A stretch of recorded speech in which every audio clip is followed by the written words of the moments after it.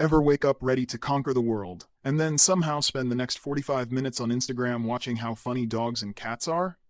Yeah, that was the daily life of Bitu, a college student with big dreams and the undisputed champion of I'll do it later.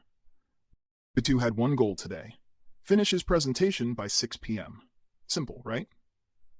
But first, a little scroll. Then a snack. Then a sudden urge to reorganize his sock drawer. By 4 p.m., Bitu finally opens his laptop. He's about to start working on the slideshow. But then, a notification from YouTube. Why pigeons are underrated civil engineers. He looks at the clock. It's already 10 p.m.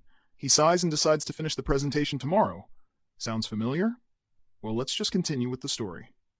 Bitu was frustrated with himself and couldn't understand why he was being so lazy.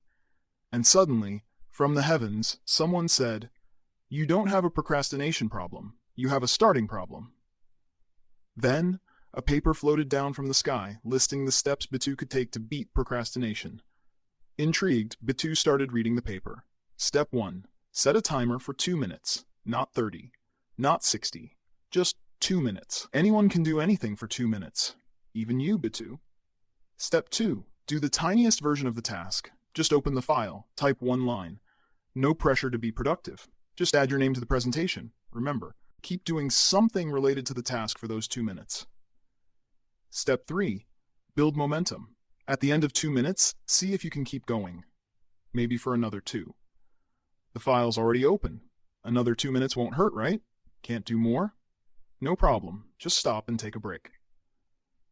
Step 4. Reward tiny wins. If you can't continue, that's fine. Stop there. Now comes the important part. Reward yourself. Get a cookie, watch a reel, and say, "I'm doing this because I worked on the file."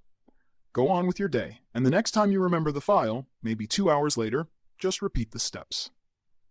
It seemed simple enough, so Bitu put it to the test. He set a timer, opened the presentation, wrote one line, and kept going. An hour later, the presentation was done. I thought this was supposed to be difficult. Let me reward myself. I finished the presentation. Bitu started using the steps again and again, and sooner than he realized the 2-minute timers weren't needed anymore. 1-hour work sessions turned into multiple hours a day. Bitu followed this habit for the next decade, and eventually became president of his country. Okay, maybe a bit of a stretch, but you get the point.